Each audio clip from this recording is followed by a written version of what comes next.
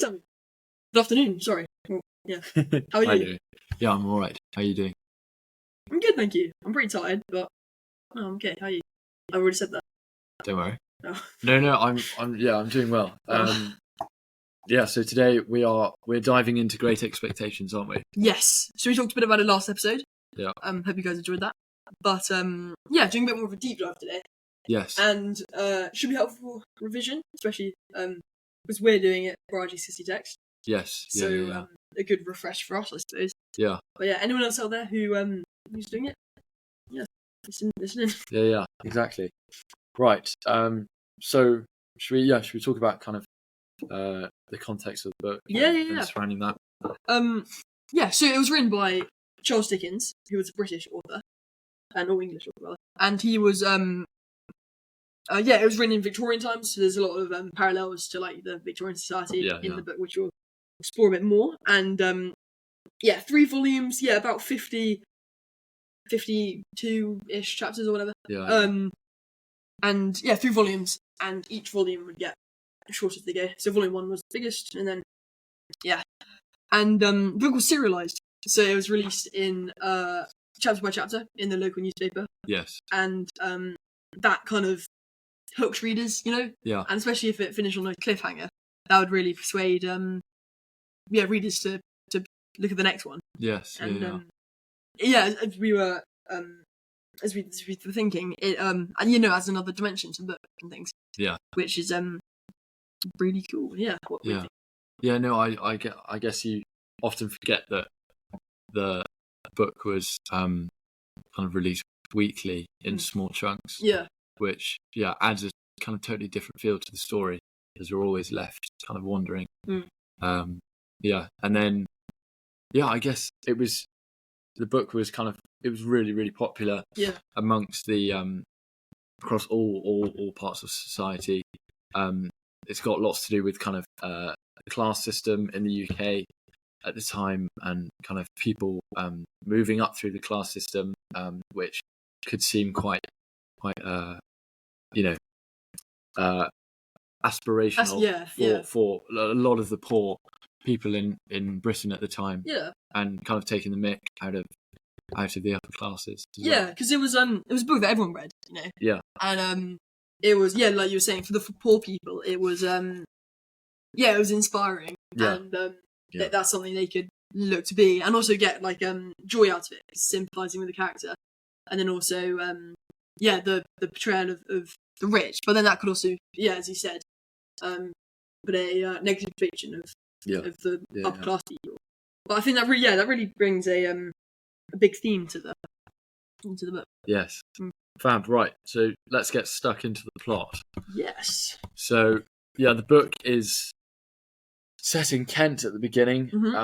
And we first see Pip, who is at the local graveyard, and he is paying his respects on Christmas Eve night to his parents who are dead at the graveyard. And he is unpleasantly greeted by a convict who has just escaped from the hulks, which are big prison ships, aren't they? Yeah. So do you want to carry on? Yeah. So he stumbles over to this boy called Pip, and his real name is Philip Herrick, but as like a young boy, he struggled to. It says in the book like a quote or something, which is like he struggled to. His little brain can struggle to string them together. So his name is Pip, and so this convict hobbles over to him. He's got like an iron on his leg, and he's all chained up. Yeah. And he threatens Pip, so he picks him up, shakes him around, sees if he can get anything from him. And this young boy Pip is completely terrified, and really intimidated, because as like this little boy on this pretty isolated marsh. It's quite shocking, but then that also brings in a theme of like I don't know, like entrapment and arrest. So I see that.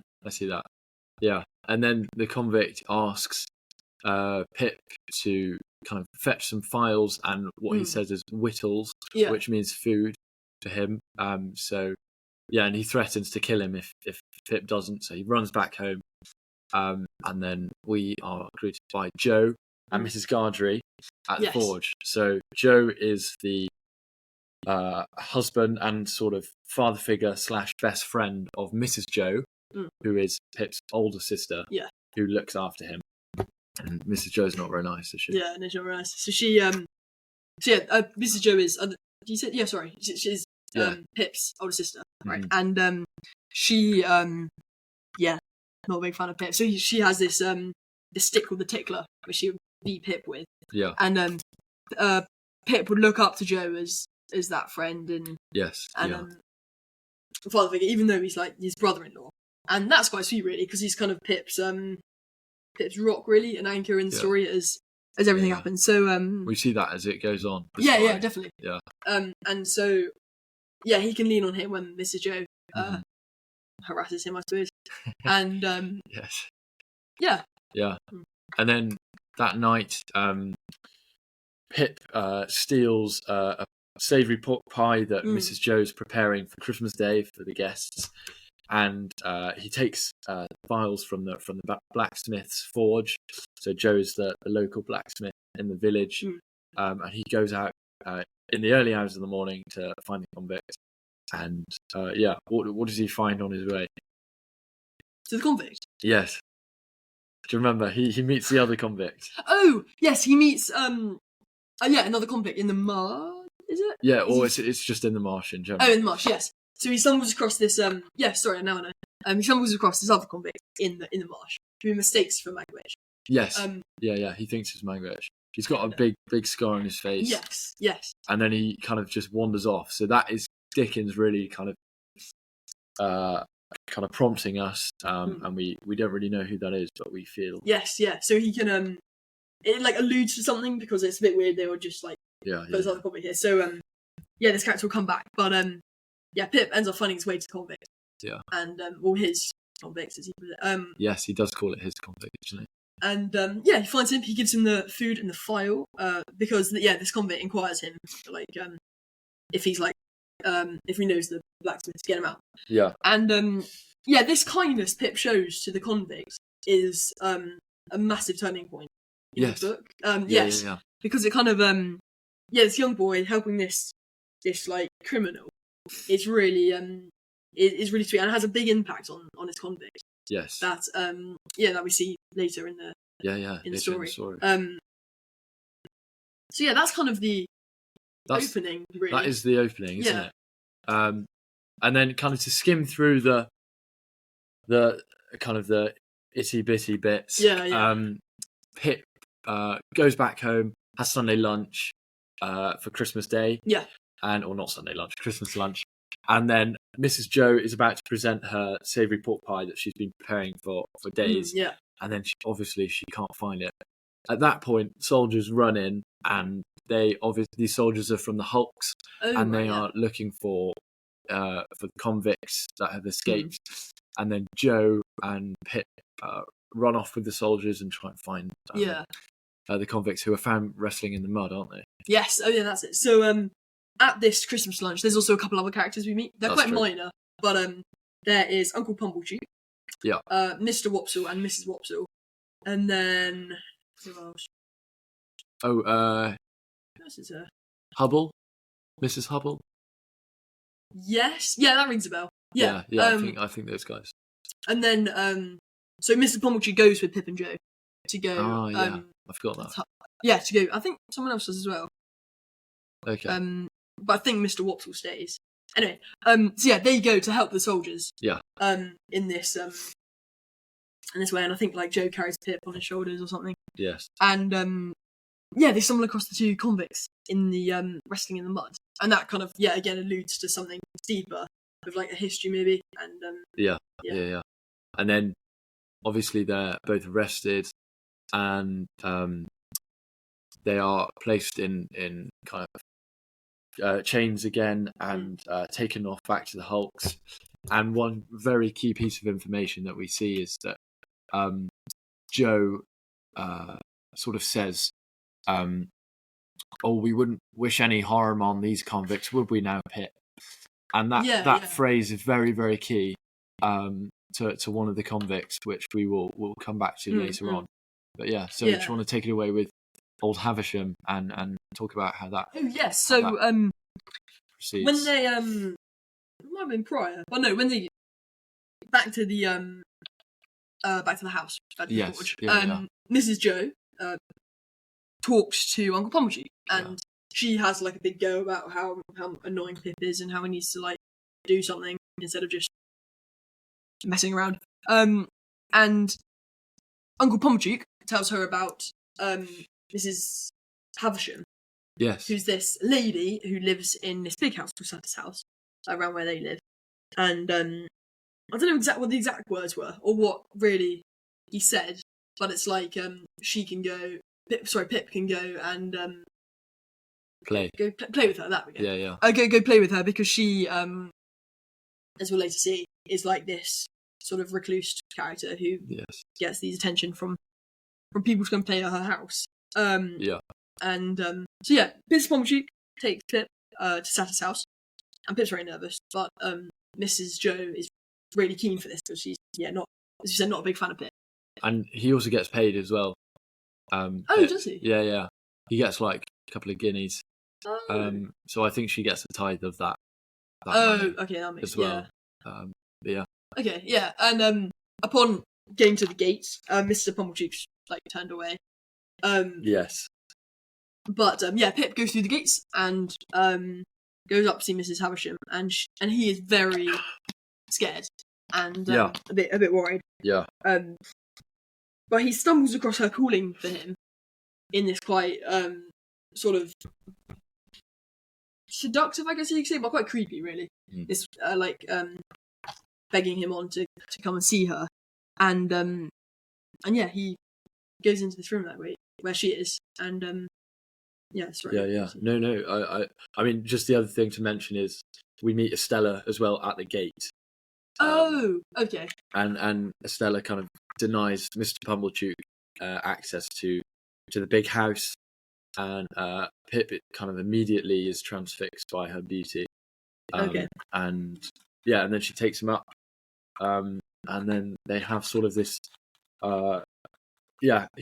He plays cards with Estella, and he's kind of taken the mick out of because he calls knaves jacks, and Joe kind of taught him how to play cards. So in Pip's internal mind, obviously this book is written in first person, so we get to see a lot of Pip's internal thought process, which is quite like intimate and nice. So it gives you a big connection to Pip, and the character progression as well. Is quite key in this. But so Pip kind of in his mind is annoyed that Joe is common, and it's the first time that Pip realizes he comes from humble beginnings. Yes. And then go on. Sorry, I was just going to say, so the Pip being transfixed by Estella, who's Mrs. Havisham's adopted daughter. Pip being transfixed by her, and like really falling in love with her. Begins to make him question this thing where it's like he wants to aspire to be the right person for Estella. Yes. And then that switch of realizing, like, hold on, I'm not like these people, but I want to be like them. And he's this is like the very beginning of him starting to like turn away from those beginnings. Really, it's very subtle, but it begins to escalate, which is quite quite compelling, really. Yeah, and then so essentially Pip over the course of a couple of years, so I think he's 8 when the book starts, and up until the age of 14, 12 to 14, he goes back and forth to Satis house. Just to note, Satis also means to be satisfied in Latin, and like enough. That's it. So it's kind of saying, well, what would you say? What would you say it suggests? It kind of highlights the quite sort of dull, but also well, I think like it being like enough and to be satisfied is just quite like it's not really like aspirational in a way. It's just quite like deadpan and like efficient and proper. It's just like this is what we have. This is enough. And for Mrs. Havisham, who we'll discuss a bit more about who she is, this is like this is what she is now, and this is her life. She's become this sort of character to be well, I won't allude to too much, but yeah, she's stuck in this house, and to her that's now enough. Yes. She's like sort of shut herself away from the world, and I think it sort of I just always interpreted it as like it's quite it's just quite deliberate and heavy, and yes, it's just like this is it. Don't like try to be anything you're not. Here outside this house, we are enough in this. Well, not really like in like a positive way. It's just kind of sorry. That was. Do you know what I mean? I guess yeah, I do, and there's some good analysis in there. I'd say, in terms of from Pip's point of view, it could be like, I mean, we haven't talked about this in class, but it's almost like he's never enough for Estella. Through like you just said, with him not being a gentleman and coming from kind of humble beginnings, then coming to Satis house and never being enough for Estella could be a good thing.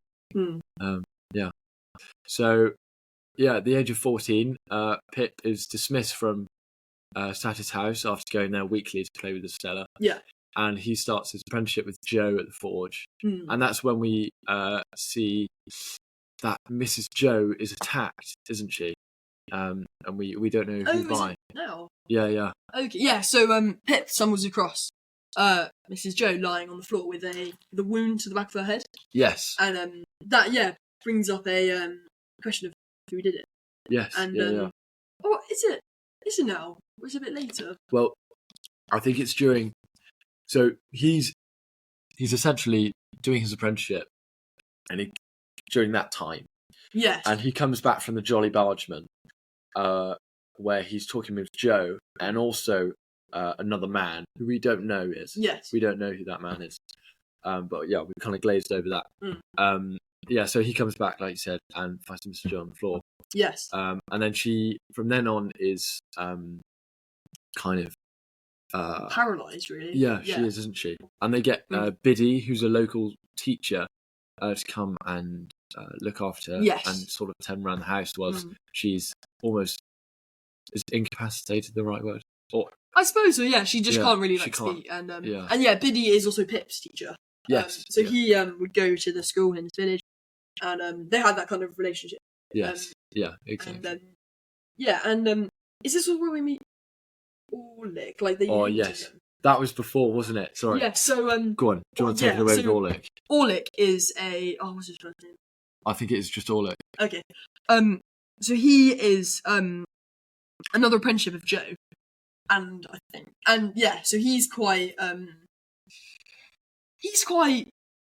suspicious and sketchy, for lack of a better term. And he seems a bit like shady, really. Yeah. And he was also always a bit jealous of Pip becoming the new apprentice and getting all that attention. So you meet him during Pip's apprenticeship. Yes. And then Mrs. Joe gets and then that kind of starts to raise questions about that scenario of where she could be there. But during the time of Pip's apprenticeship, so he still loves Joe, but he because of his encounter with Estella, he questions it a lot. Yeah.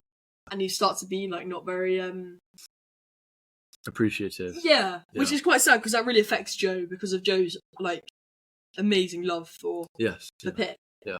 And that's quite sad, really. Yeah. Yeah.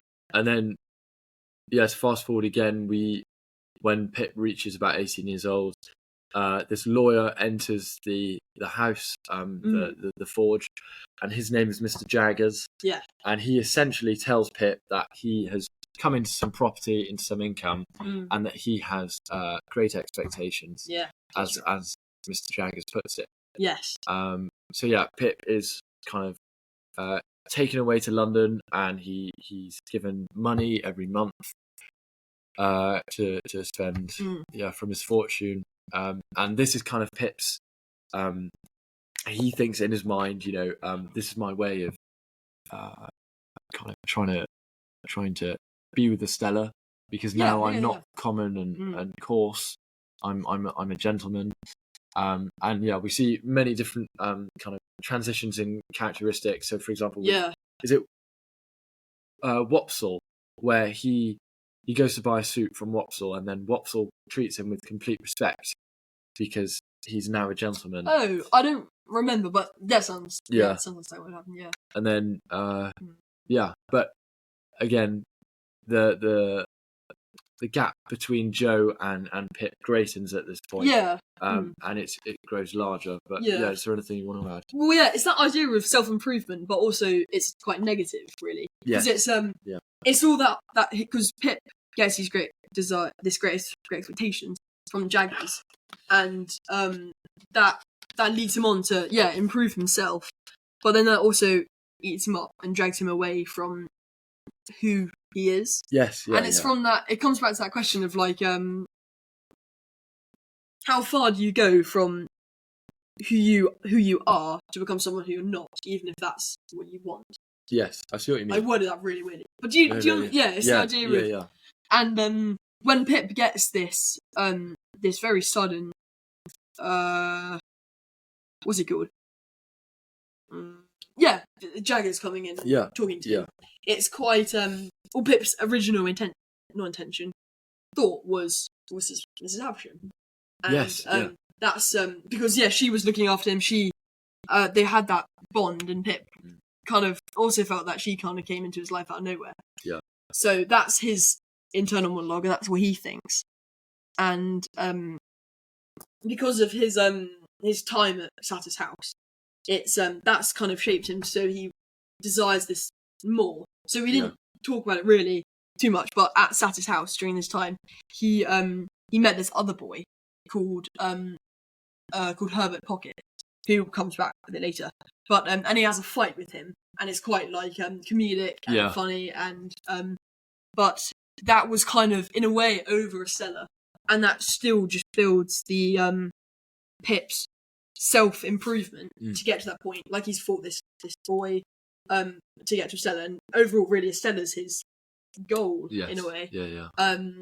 Like he's doing this for her, or I mean he's doing it for himself, to become a better version of himself. But I guess the thoughts, as you said, of Estella never leave, and he's always feeling as though he's not good enough. I think the other thing to mention is Mr. Jaggers, the lawyer, has explicitly told Pip that he can't investigate into whom gave him the money, and he is not to speak of it whatsoever, either to him or to anybody else, until the benefactor chooses to reveal themselves. Yeah, because they chose to be anonymous. Yeah, exactly. So like you said, Pip thinks throughout the book that it is Miss Havisham until we find out who the real benefactor is. I mean, it made sense. But... Yes, yeah. I mean, Dickens has definitely plotted it in a way so that even we think the same way. Yeah. So, Pip, he moves to London, and he, like you mentioned, Herbert Pocket. He moves in with Herbert. Yes. And Herbert is sort of teaches him, along with Herbert's father, how to kind of have the right etiquette, how to dress properly. And Pip joins a gentleman's club called Finches of the Grove, and this is when we meet a character called Bentley Drummle, and this gentleman's club is sort of in the same sphere as the social group of Estella and Miss Havisham. Yeah, it's that higher class where, to be honest, Pip doesn't really belong there. No, but really he's but again, he's trying to. Yes. And you could go as far to say like he's trying to fit in somewhere where he just like he doesn't work, but he does it eventually, because he keeps working that. And is that at this time he starts working for Jaggers? Is it at Jaggers or with Wem? I think he just has a relationship with the two. Yeah, because where's the place with like the masks? Those weird. Oh, that's just in Jaggers' Jaggers' office. Office or dining room, either way. Oh, fine, okay. Yeah. But so he still has that relationship with them. Yeah. And sorry about that. No, it's right. But so then should we talk about kind of Joe coming to see Pip? Yes, yeah. I love this bit. It's really interesting. It is, isn't it? Yeah. Go on. Okay, so Joe comes to visit Pip, and in his flat with Herbert Pocket, who we said was who was there at Santa's house as well, so that kind of sets him up a bit. And just briefly, he becomes Pip's best friend as well in London. Yes, yeah. And they get on really well. And at this point, does he know that he's at all related to Miss Havisham? We find out through dinner. Do you remember when they explain? Yes. Yeah. But take it away, Joe. So Joe pops around to London, and he stays with Pip for a bit. And at the beginning, Joe always addresses Pip as Sir now, instead of like Pip. Pip, yeah. And that really shows that Pip has changed a lot. Yeah. Even if he didn't really notice it. And Joe's also kind of intimidated by him in a way. Yes. And so he's quite careful around him. He's just kind of like a bit intimidated because he's like really different now. Yes. But and it's pretty awkward with that relationship. But so and then Joe kind of goes. Yeah, he doesn't stay for too long. No, really. He doesn't. So he I guess that's emphasised by Pip's kind of disgust for Joe that kind of grows through his cheap suit that he wears, and kind of just that really looking down on Joe and kind of viewing him not anymore as his best friend, but more of an annoyance as he's trying to become so appropriated to the upper class. Yeah, which is again really sad because in the beginning it was really what's the right word? I guess it really fleshed out that they had a strong relationship. Yeah. And to see that shift is quite tragic. Yes. Really, yeah. So, and then one night, Herbert and Pip sit down for dinner in their flat, and Pip kind of asks Herbert why he was at Santa's house, and we discover that Herbert, the Pockets family, is a relative of Miss Havisham. Yes. And then Herbert explains kind of the backstory of Miss Havisham. Do you mind if I rattle with that? Sorry, is this that when Pip goes to have eat with Herbert and Clara? Did you say? I don't think it's with Clara. Okay. But it's quite early on in London. Oh, fine. Okay, sorry. Yeah, go ahead. It's all right. So Herbert kind of explains that Miss Havisham had a husband, and he and the husband kind of left Miss Havisham on her wedding morning, and at that point there is a lot of sadness from Miss Havisham, and she demands everybody to stop what they're doing and leave, and stop the clocks, and to shut the blinds, all the windows, and kind of she lives in that permanent time of that kind of wedding morning.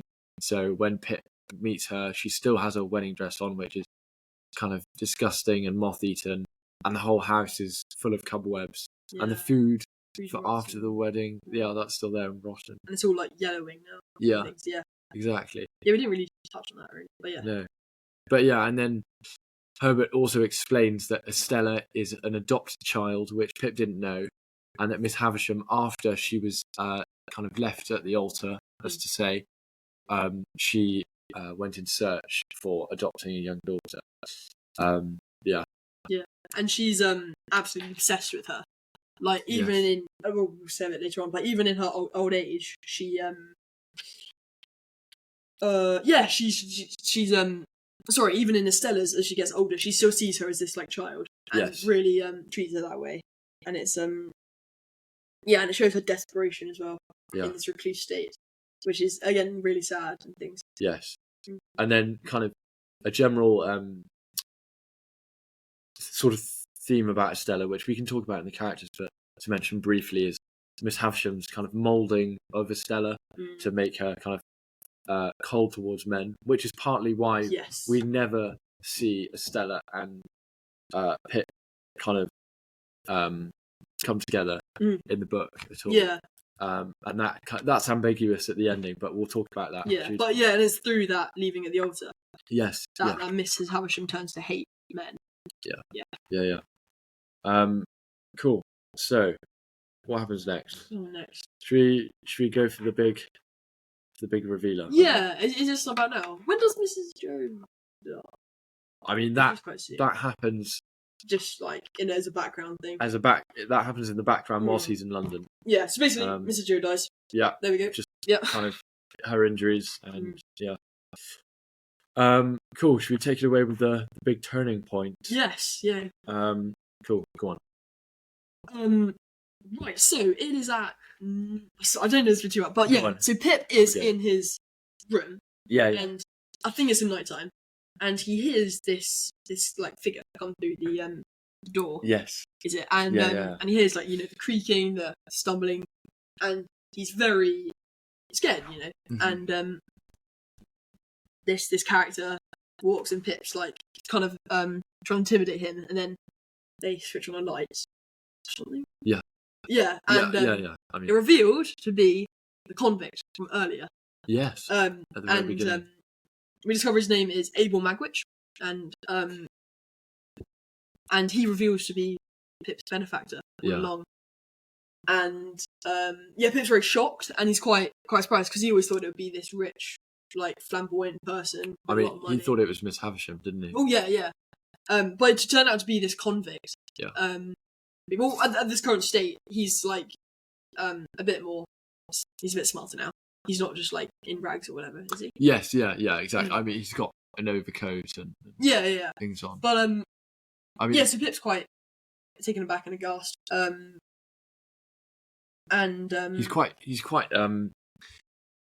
He's not very pleased because yeah. Now he's got the mindset of an upper class person.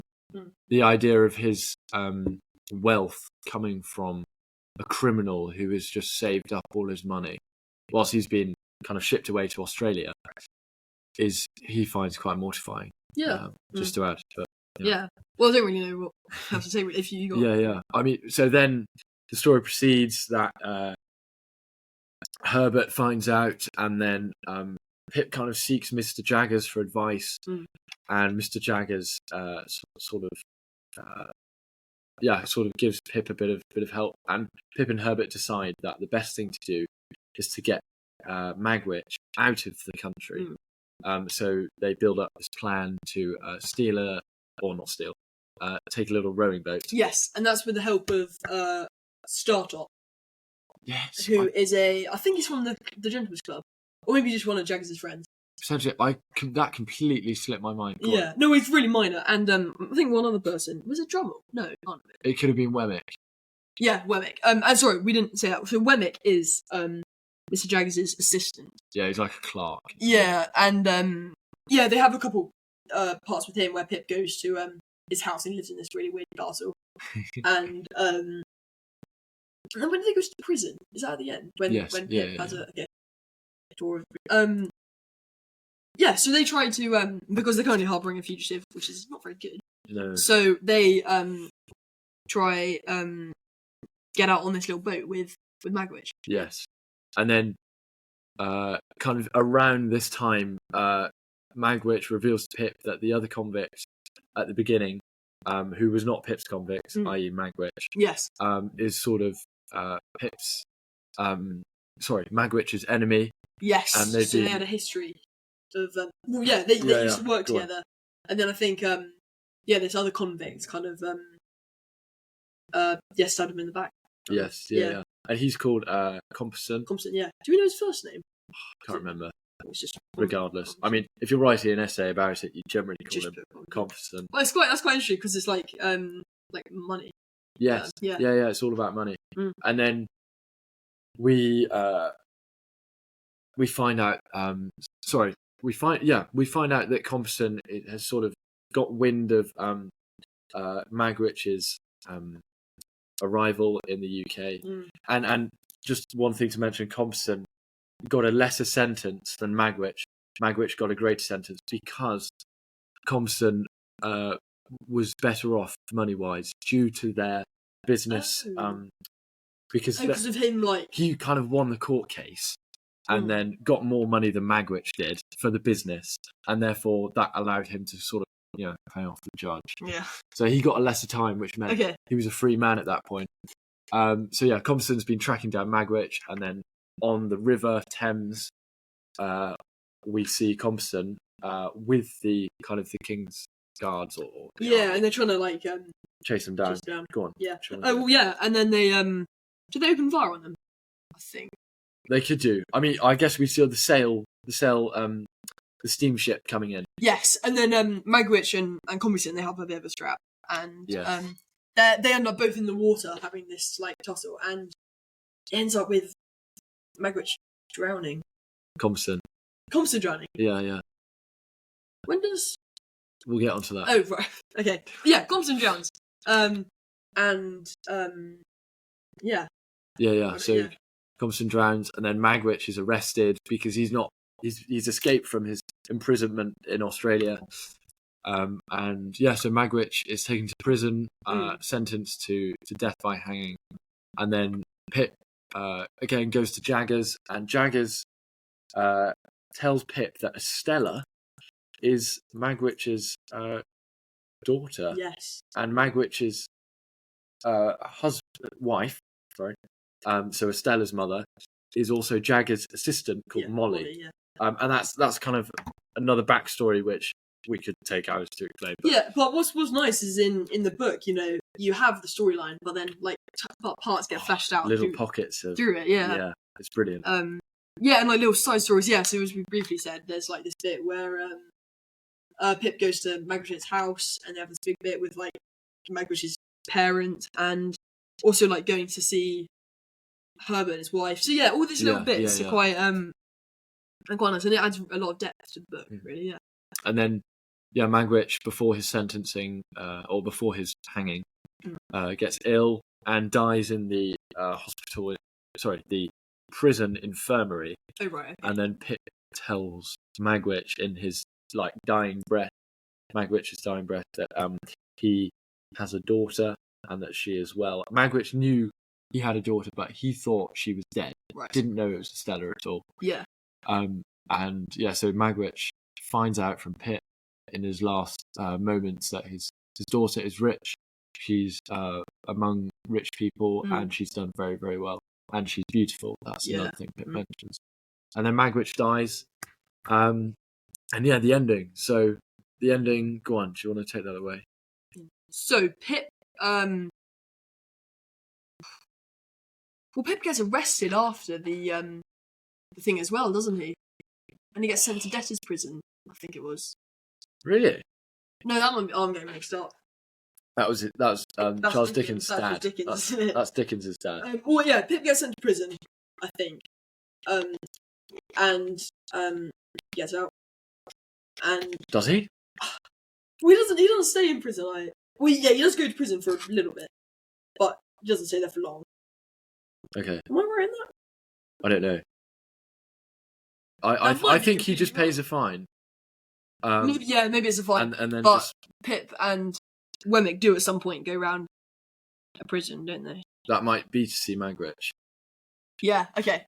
Anyway, so Pip returns to Santa's house after something happens, and he reconvenes with Estella. Yes. And so we didn't mention this, but Estella was set to be married to Bentley Drummle, who was the what was it called? The Finches of the Grove. Finches of the Grove Club.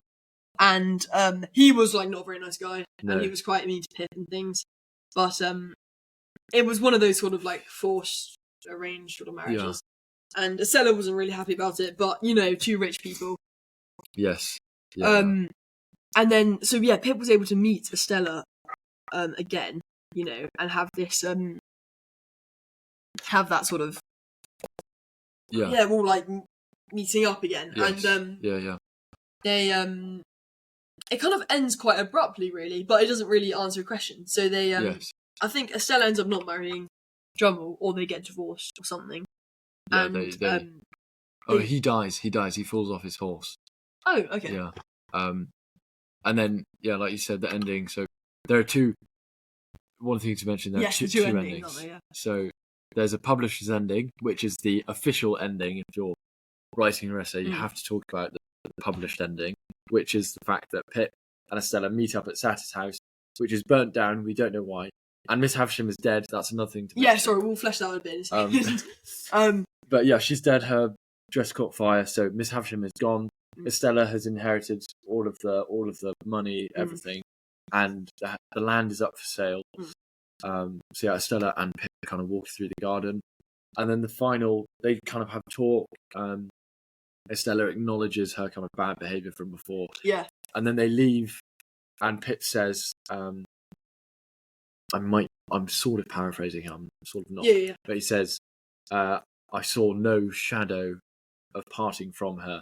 So it's kind of ambiguous to whether they do kind of stay together or not, but there's more of a likelihood that they do through the published ending. Yeah. Whereas with the normal ending, which Dickens wrote originally. Yeah, then the publisher said. Yeah, exactly. So Dickens wanted to do this ending, which was, can you remember it? Was there something really cliche, like they walk off together or something? No. He's with Mrs. Joe. Sorry, forgive me, Mr. Joe and Biddy's son. That's another thing to mention. Sorry, we're just trying to rattle through this. Yeah. Their son. So Biddy and Joe get married and have a child. And this is and their Pip is taking little Pip. That's his name, like Pip Minor or something. Pip Junior. For a walk, and then he sees Estella in a carriage, and she gets out, and then they say hello, and then they go their separate ways. So okay, that's quite cool though. It is. I mean, I understand why it should be changed, but it's quite. I can just imagine it in a film. Yes, yeah. But that is our very whistle stop tour. A bit, yeah. We've missed out some bits. So the key bit that we didn't really mention was that on Pip's visit to Santa's house in London, after being in London for a while, he has a bit of a go at Mrs. Havisham, being like, "Oh, you made everything bad," or whatever. Yeah. And she stumbles over and knocks a candle over, which lights her crusty old dress on fire. Yes. And then Pip hears that and gets a curtain over her. Yeah. But that ends up killing her. But she kind of willingly does. She kind of concedes to it, which is quite poetic. But then that burns the house down. Yes.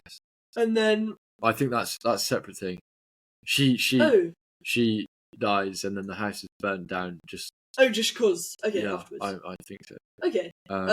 Yeah. And then also Pip had this I think it was originally Biddy liked Pip. And then after the whole thing with Estella, Pip kind of said to Biddy, it was like, "Hello, everything with Estella is pretty rubbish. You want to get married?" And she was like, "No." Yeah, he definitely. Yeah, he had the intention of marrying her. Yeah, but then she ended up marrying Joe. So yes, yeah. Great. Yeah, that was the plot, ladies and gentlemen. So we missed out a few bits there. We did, but it was a bit scrappy. Yeah. But that's essentially the plot. It's taken 43 minutes. Really? Yeah. It's only 5:30, so we got time. Yeah. So should we dive into some characters? Some key characters, maybe. That's not. Yeah. All right. So do you want to kick us off with Drummle? Sorry, not Drummle. Pip.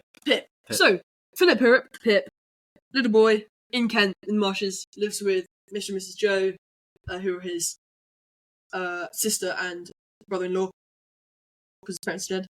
And he is a very innocent and sweet boy, and he showed the kindness to Magwitch at the beginning, which really sets him up as this, kind of loving and innocent and sweet character.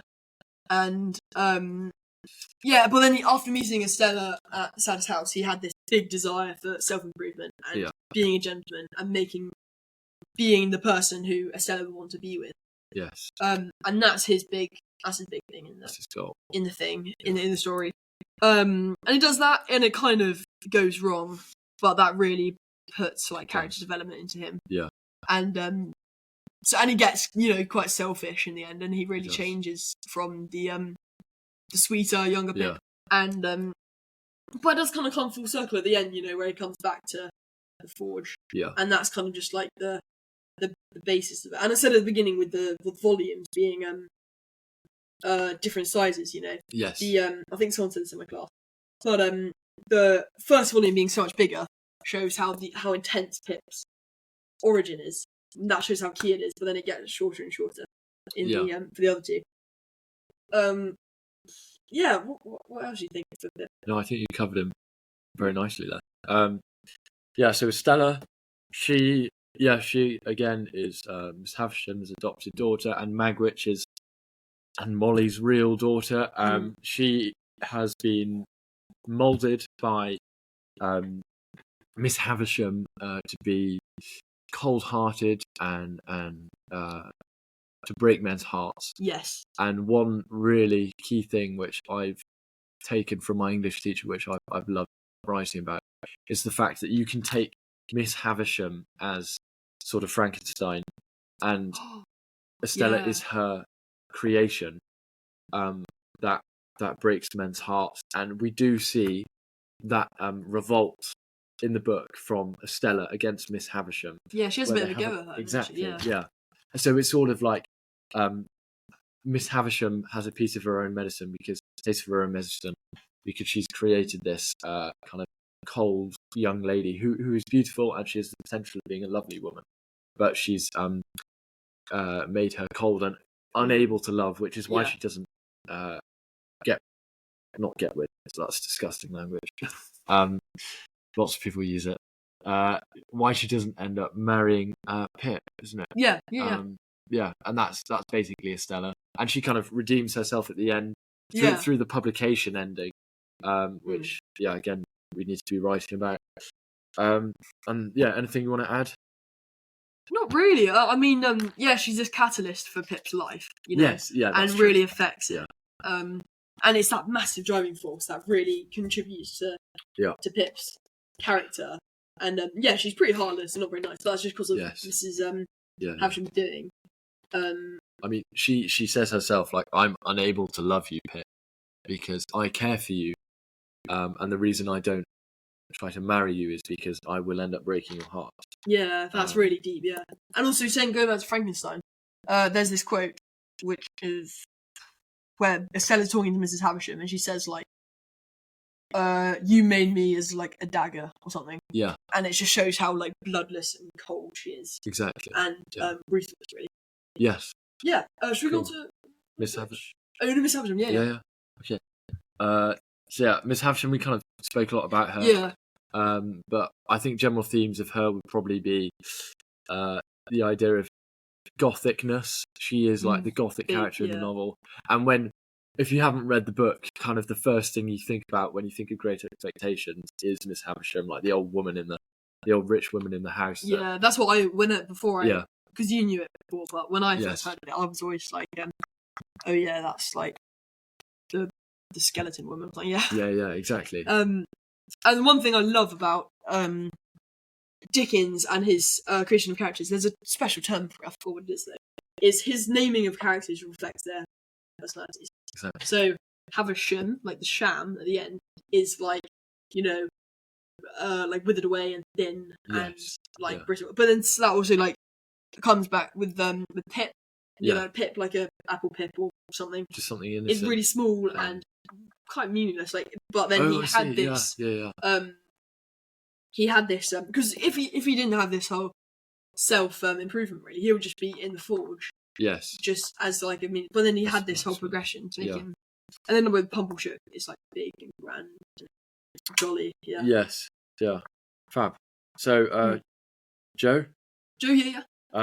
So Joe, again, is the real rock in Pip's life, and is sort of the centre of what Dickens is trying to achieve when he's talking about kind of Pip's home roots and real love, family. And he's really represented as this godlike figure in Pip's in life. So when we get onto motives and stuff, fire is a big one, and fire represents redemption and love and goodness. So then the forge, having that fire, is shows that's like where Joe is, and because Pip always runs to Joe when he's sad. But then the big thing is like even when Pip turns away from him, Joe still loves him, and that shows that godlike quality. Yes. And parallels with Christianity and whatsoever. Yeah, and that happens quite a lot in the book. It's kind of things like that. Yes. And in other sort of literature, really. So, yeah. Fab. Magwitch. Yeah, so I actually really like Magwitch's character. I think he's really interesting, and he can be so he was this convict from Australia, escaped from the Hulks, and he's here now, and he's rough and ragtag. And part of my revision, this is probably the wrong thing to put in an essay, but in Dickens's another book by Dickens, Tale of Two Cities, there's this character called Sidney Carlton, and when I first saw that, I thought he paralleled quite a lot to Magwitch. Okay. So he's this sort of like rough character who loves this person called Lucy, I think, and he's like a drunkard and things. But then he has this big moment of redemption at the end, which is quite tragic, I think. But then that also parallels Dickens, kind of. So Dickens was known as this is more of a Tale of Two Cities point, but Dickens was seen as a drunkard and quite like that. So his sort of portrayal of redemption in Great Expectations and Tale of Two Cities is kind of him saying, like, trying to redeem himself as well. So this redemption of the wrongdoings in Dickens's life, because he, wasn't amazing as a person. Yeah. As in, like, personality and ethics wise. But so maybe Dickens is reflecting himself in Magwitch, really. Yeah. Fab. Right. To save time, do you want to go to themes and motifs? Yeah. Go on. You're an expert on those. Oh, okay. If you say so. For the themes, there's a lot. So there's like love, and social class, and money, and redemption, self-improvement. They're like the big ones, and they're so prevalent in the story the whole way through, which is really compelling. So you've got Pip's love for Estella, which drives the story. Pip's self-improvement, that drives the story, and then like the what else did I say? Yeah, social class is like the big one, because it the big thing about Dickens and his writing style is it always reflects his life and things that happen. Yes. So he has a really negative depiction of London in the book. That's true. Because Dickens hated London, really. Yes. So the idea of social class really reflects that. So as we briefly said in my mistake of the thing is Dickens's dad went to debtor's prison, which and then a lot of the books about like prison and captivity and things. And then that is just sort of Dickens. What Dickens does is he takes so much of his own experiences and puts them into the book. And he originally it was going to be like a comedy. No, is that? Yes, I think it was originally supposed to be a comedy. Okay. But the themes were really, really dark, and I think it works. It's like the idea of social class drives the ambition as well. And is there any other themes you? I would just say, what was it? The it was. No, don't worry, I've forgotten. Okay. Yeah. Yeah, cool. And there's also like death and decay, which is a big one. Yeah. Was that what you were saying? I remember. No, it was kind of that gothic style. Yeah. Oh yeah. Which we see whenever there's death. Like Pip meeting Magwitch, that's quite gothic, and then with Miss Havisham, as we talked about. Yeah. That's something to definitely mention. Yeah. And there's a lot of motifs as well, which is big. Yeah. So I said like fire is like the godlike presence and goodness and redemption. Yeah. So like there's always the forward hand fire, but then also like the torches and stuff on the Hulks and things. Yes. And then hands is quite prevalent, but I don't get it too much. Isn't it about like raising someone up? Yeah, so it's kind of when Pip and Estella first meet and they're playing cards, she says to Miss Havisham, look what common sort of coarse hands he has. And the idea of hands really represents where people have come from. So we look at, there's lots of description about Joe's hands and how they're hard and tough because of all the metal work that he's been dealing with. So yeah, I guess it just reminds you of where people come from. Yeah. And then chains is sort of another, breaking free. And we see that with kind of Estella and Miss Havisham. She's never going to be able to break free from her kind of cold-heartedness. And also Pip, he will never be able to break free of his kind of real upbringing. And there will always be that uncomfortable feeling. Yeah. And sorry, and then lastly to mention the chains, he always is kind of entrapped by his love for Estella, and he can't break free from that. Even at the end of the novel, whichever ending you're looking at. Yeah. But yeah. And that kind of shows that in the end, Miss Havisham won. Like, she did what she wanted to do. She's really affected this person's life. And Estella's influence on that, through her beauty, through her character, has such an impact on Pip, which really, tears his life apart, really. Yeah. And then some other ones is boats as well. Okay. So that shows, because, you got the Hulk, but then you got the little one that they were on earlier. Yeah. That shows, I don't know, the idea of travelling and the complexity of, the moving of, the characters as well. Yes. And, the motives of, what they want to do and stuff. And then cobwebs and, spiders and things as that are really just shown in Santa's house, really. Yeah, it's the big one. Because Mrs. Havisham is death and decay. And with, a cobweb, it's I just thought this, but, a spider, right, would make this cobweb to, have as their home and what they live on, and then what they'll also, trap flies in. My original thought was this is Mrs. Havisham's house, which has now been withered away and left. So it's this net she's woven is now there. But then I think this is another point is the Pip's like a fly, which has now been trapped in this cobweb. And then Estella and Mrs. Havisham can be the spiders to weave him around and trap him. Yes. Which you can still get out, but it'll still affect him as a character. Brilliant. Yeah. Nice, man. So I think we've pretty much covered historical context. Yeah, pretty much. Other bits. Anything else you'd like to add, really? Not really. Fab. So, thank you for listening. And thank you, everyone. If you're doing this text, whether you're at our school or anywhere else across the country, if you need any help, please do reach out. And yes. Yeah, and we'll like to do other common GCSE texts, hopefully. Yes.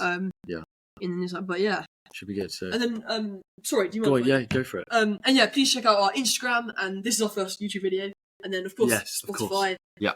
And hoping to get on Apple Podcast soon. Yeah. And then the big plug we'd like to make is Great Ormond Street once again. Yes.